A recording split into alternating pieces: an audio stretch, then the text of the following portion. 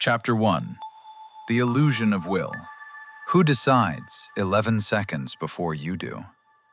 Tap your temple, right now. Are you sure you are in there? Are you sure the voice narrating everything inside your head is really you? It's your fortress, your private property. But what if I told you that you are not the author of this voice? What if you are the last one to know about your own decisions? In 2019, Professor Joel Pearson from the University of New South Wales conducted an experiment that should terrify any thinking person. Subjects were placed in an MRI scanner and asked to choose between two images. The result forced the scientists to check their equipment twice.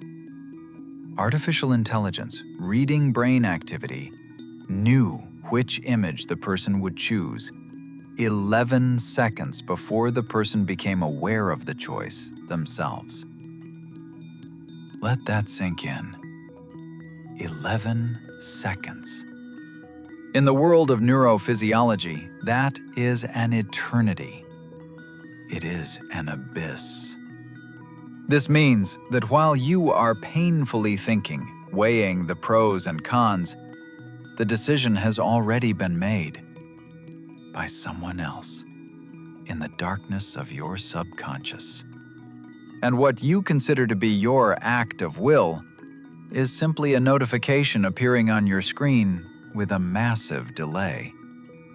If you are not controlling this process, then who is? Today, we will crack open the most uncomfortable truth about human nature. We will look at people living without brains. We will break down the theories of Nobel laureates who claim the skull is not a factory, but an antenna. And by the end of this video, you will feel truly unsettled by the question, whose thoughts am I thinking right now? Chapter 2. The Man Without a Brain. How a student with water in his head became a genius. Let us start with the hardware. Materialists say, no brain, no consciousness. Sounds logical. Until you meet the patient of Professor John Lorber. In 1980, Science magazine published an article with a provocative title, Is Your Brain Really Necessary? Lorber described a mathematics student from Sheffield University, a genius, IQ of 126, brilliant academic performance. When this student went to the doctor complaining of a headache, they performed a scan. The doctor froze. There was no brain in the cranial cavity. Where the hemispheres should have been, cerebrospinal fluid was sloshing around. The brain tissue was rolled out into a film barely 1 millimeter thick against the walls of the skull. 95% of his cranium was filled with water. Where was his memory stored? What was he using to calculate integrals? This case is not an error. It is a gut punch to all of neurobiology. The great surgeon Valentin Voyno-Yasenetsky, who opened thousands of skulls, wrote, I have often seen injuries that destroyed entire lobes of the brain, yet the personality remained intact. Let us go further. We are used to thinking that thought is an internal monologue. I need to buy bread, I forgot my keys. But recently, science has discovered people with anendophagia. Inside their heads, there is silence. Absolute silence. One such person describes their experience like this. I know what I want to write, but there are no words in my head. My hand simply writes. I do not waste time translating meaning into words.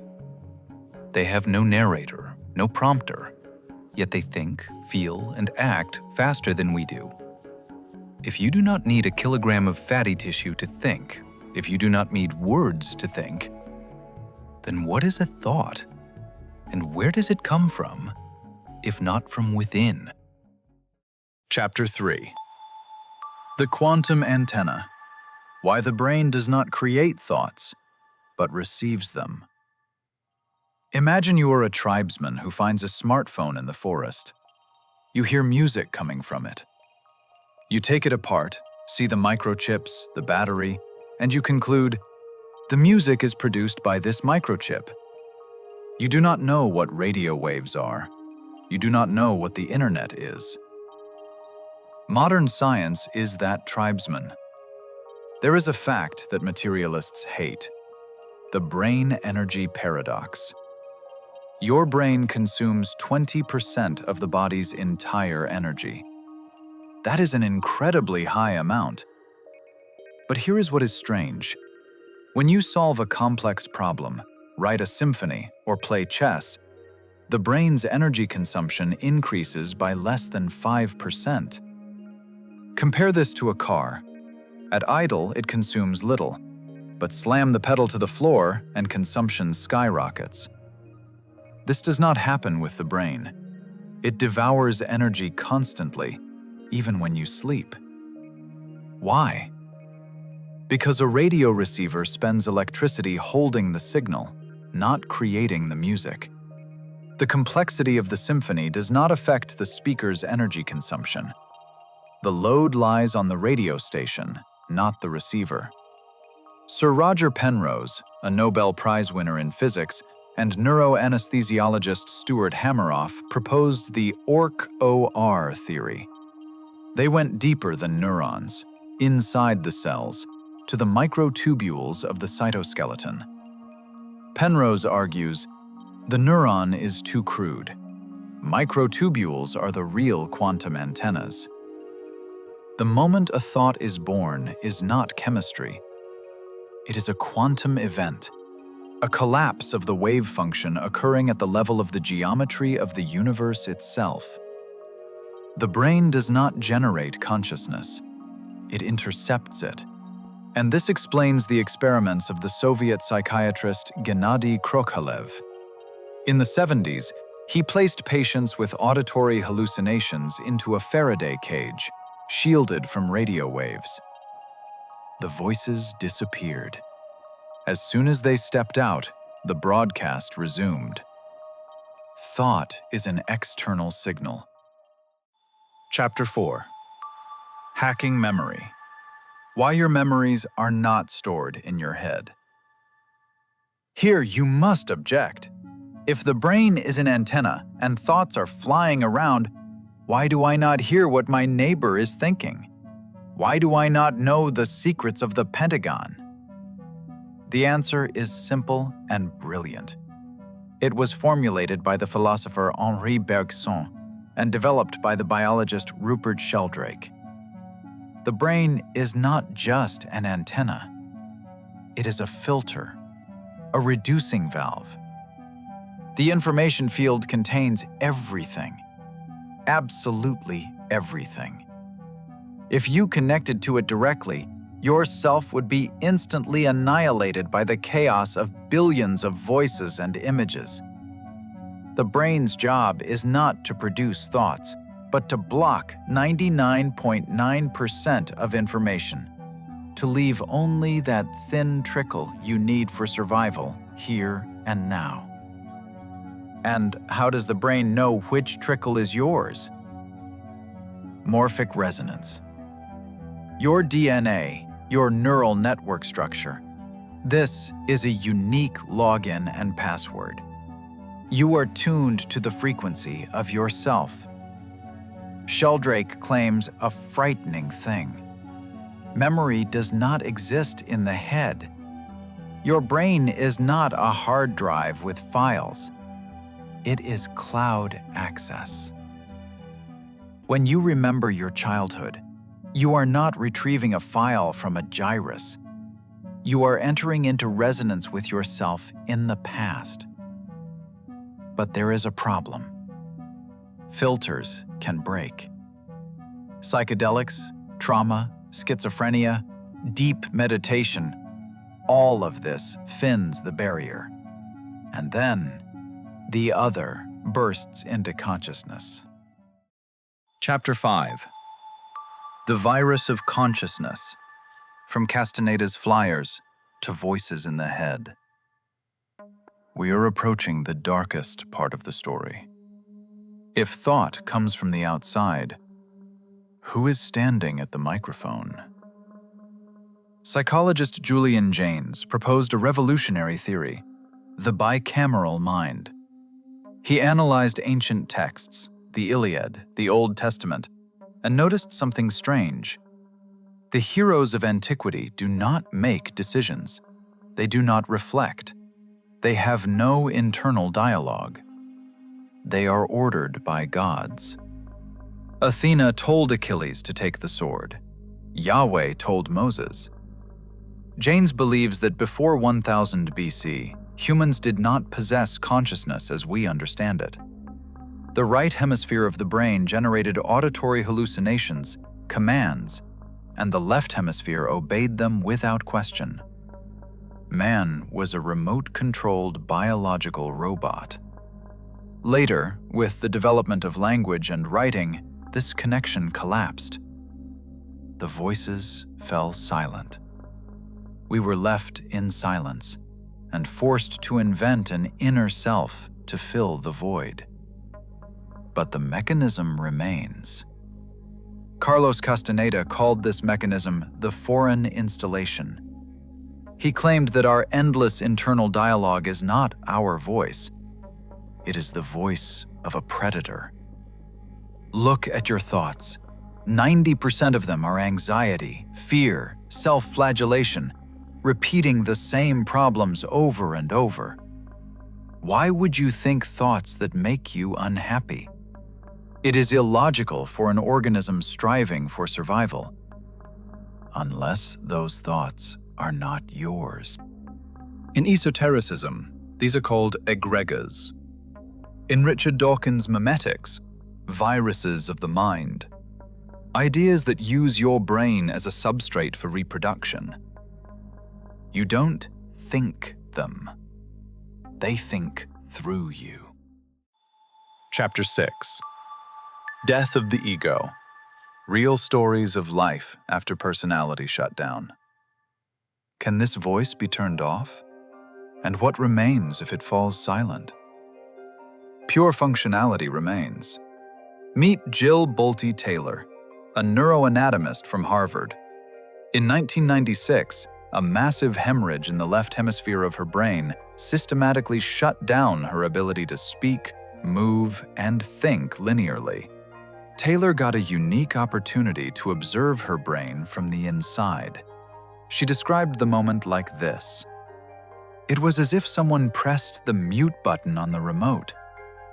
Freed from the dictatorship of the left hemisphere, her consciousness switched to right hemisphere mode. She called it La La Land, a state of euphoric unity. The atoms of my arm blended with the atoms of the wall. I felt like fluid energy. In moments of clarity, her left hemisphere screamed, "I need help! Call an ambulance!" But a second later, consciousness would slip back into nirvana, where phone numbers were meaningless squiggles and the very concept of death seemed unimportant. Only now remained. Sometimes the self disappears without a stroke. In 1982, Suzanne Siegel was standing at a bus stop in Paris. In a single second, her personality was simply erased. When I am asked who I am, the only possible answer is, I am the infinite, the vastness. I felt like a hollow bamboo, an empty shell, Siegel wrote in her book Collision with the Infinite. She lived like this for 10 years. Her body walked, talked, worked, but there was no pilot inside. Or the case of U.G. Krishnamurti. At 49, he underwent a biological mutation he called the calamity. His personality structure simply collapsed. The thinking process stopped forever. His senses became decoupled. His eyes saw an image, but the brain didn't name it. I see an object, but I don't know it's a chair until I sit on it. His glands swelled, his skin changed, his pulse slowed to critical levels. The I vanished. Only a biological robot remained, reacting perfectly to the environment, but devoid of an observer. These cases prove personality is just an interface, a user shell, and it can be uninstalled without killing the hardware. Chapter 7. The End of Privacy. Artificial intelligence reads thoughts, and how to stop it. In 2023, researchers from Osaka University connected the Stable Diffusion neural network to a functional magnetic resonance imaging machine. The artificial intelligence, reading only brainwaves, began to draw what the person was seeing. The accuracy is terrifying. Your thoughts are not an abstract spirit.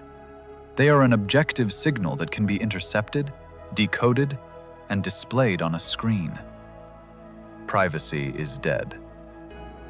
The picture comes together. Your brain is an antenna. Your memory is a cloud. Your internal voice is often an imposed program. Does this sound like a sentence? No. It's liberation. If you understand that thoughts are not you, you cease to be their slave.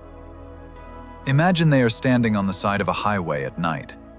Cars are rushing past, blinding you with their headlights. The cars are thoughts.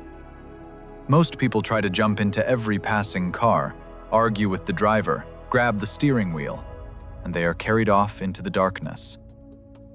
Awakening is staying on the side of the road. You see the thought. I'm a failure. You don't argue. You don't agree. You simply watch it drive by.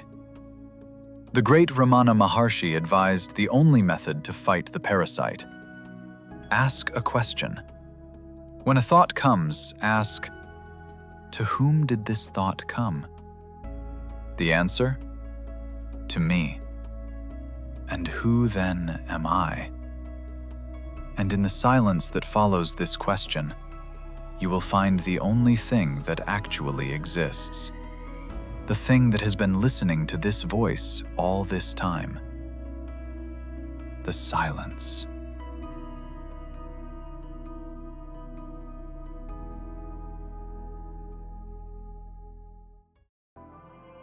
This is Omega Point. We explore reality so you can feel it.